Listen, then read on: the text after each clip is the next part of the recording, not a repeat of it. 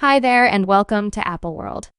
Diddy, and you definitely realize Usher's mother is on the first spot on the list with regards to these claims. There have been upsetting bits of gossip throughout recent years about Diddy supposedly doing unspeakable things to Usher during their sleepovers, and presently the spotlight is on Usher's mother Janetta Pat, since she purportedly gave thrilled guardianship of youthful attendant and turned a blind eye to the harrowing tales about Puffy Flavor Camp, that as per Dirty's guardian coup.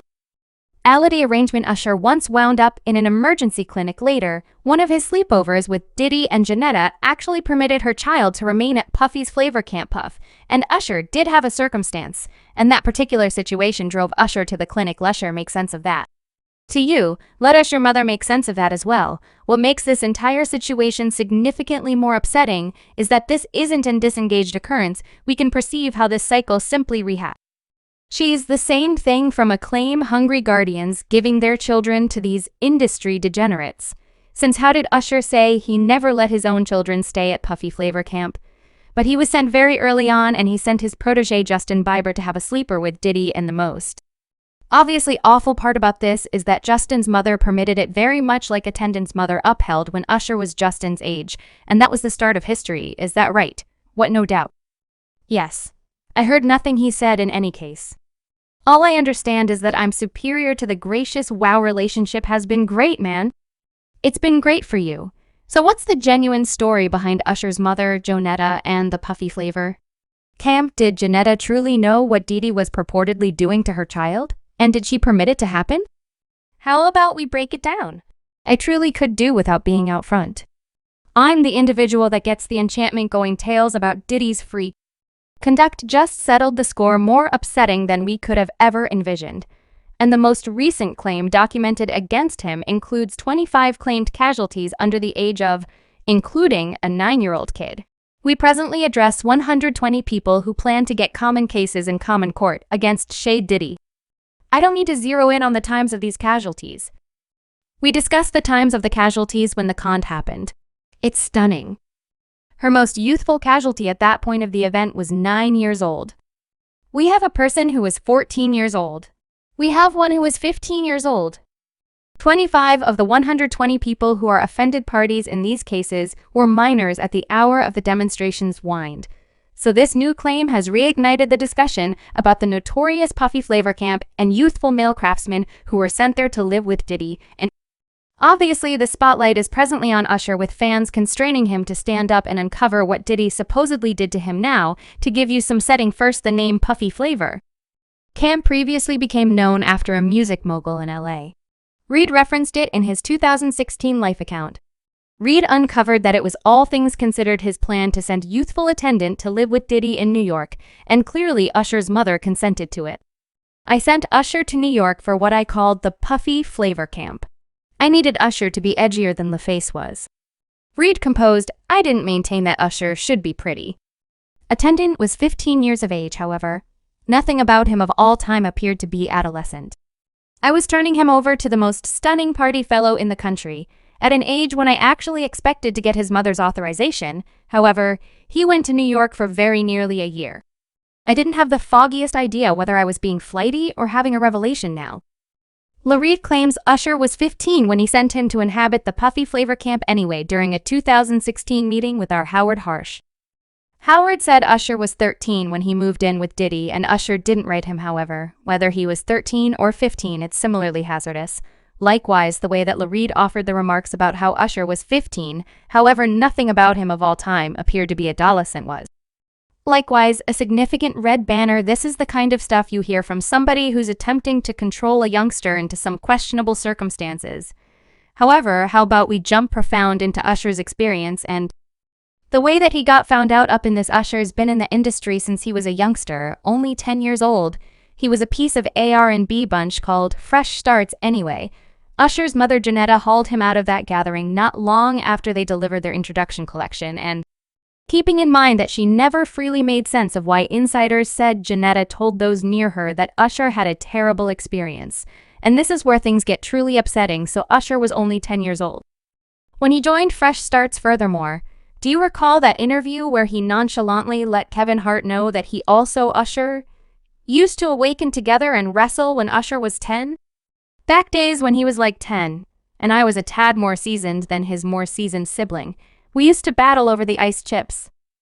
You understand what I'm talking about. Before Pa was concocted, you understand what I'm talking about. It's my sibling for genuine. We used to, as a matter of fact, wrestle off of the iced places in light of the fact that he used to constantly get up early now. The world, yo, what the puff? Simply say no one will recognize this for me, Puff. Just said we used to wrestle over the ice chips and were streaming experience that was inept. So after Usher's mother Janetta pulled him from this fresh starts bunch guaranteeing he had a terrible encounter, she began searching for better approaches to advance her child. That is when Usher started doing nearby ability shows. And when he was around 13, he met a Jay Alexander who used to function as Bobby Brown's bodyguard. They associated at an ability show in Atlanta, and Alexander promptly saw something uniquely great in Usher. He encouraged Usher and sorted out for some FaceTime with L.A. Reid's name to watch Usher perform on Star Search, the rap immediately. I set up a meeting for Usher to perform for La Reid, and Reid was intrigued to such an extent that he marked Usher on the spot. He got down on one knee, and he sang Young Men to Men's Finish of the Street. He truly enchanted the young ladies in my office, currently individuals, generally used to laud La Reid for finding Usher. However, presently there's an entirely different side to the story. Furthermore, Reid is getting significant intensity for purportedly allowing Diddy to make use of a youthful attendant in the most terrible manner. So after Reid marked Usher, things appeared to be on target with his large presentation collection. Yet then, at that point, adolescence hit and Usher's voice began changing, and Reid was apparently becoming upset, and surprisingly, considered dropping attendance from the name. However, Usher asked for one more opportunity. So rather than releasing him, Reid went with the choice to send Usher to live with Diddy in New York at Puffy Flavor Camp. So at only 13 or then a 14 years of age, Usher regarded himself as in the center of Diddy's awful kid group, making him the most youthful individual from that circle. And by that point, Diddy was definitely known for tossing these wild parties at his mansion. So the way that Ella Reid thought it was all right to send somebody so youthful into that climate is stunning, except if obviously he knew precisely the thing he was doing now. I know you're presumably pondering, where were Usher's folks and all of this? How might they at such own point let their young child move to New York and live with a developed man in a place called Puffy Flavor Camp? Well, Usher's father wasn't in the image, and he left when Usher was only a child, so Usher grew up with his mother Janetta, his stepdad. What's more, stepbrother. Yet before we jump into why Janetta could have permitted this, we should return to the entire attendant Puffy Flavor Camp thing and the justification for why he's actually declining to separate freely himself from Diddy. So Usher originally opened up about his time at Puffy Flavor Camp in 2004 in a meeting with a Rolling Stone, and he uncovered that moving to New York alone early on was the hardest experience he at any point went through. Bunch Usher additionally conceded that Diddy didn't keep down when it came to acquainting him with the wild grown-up way of life. And that's what Usher clarified. Diddy presented him to things no youthful individual ought to have seen. At that age, you'd open an entryway and see someone doing it, or a few group in a room having an. Usher told Rolling Stone never knew what planned to happen now. In that equivalent interview, Usher likewise referenced that there were consistently a great deal of young ladies at Diddy's home. Yet he didn't go into a lot detail anyway. When he later showed up on The Howard Stern Show, he gave a very different record of what life at Puffy Flavor Camp really was. And he denied Diddy's home was loaded with young ladies. That is the insane thing. Now that was La Reid's that.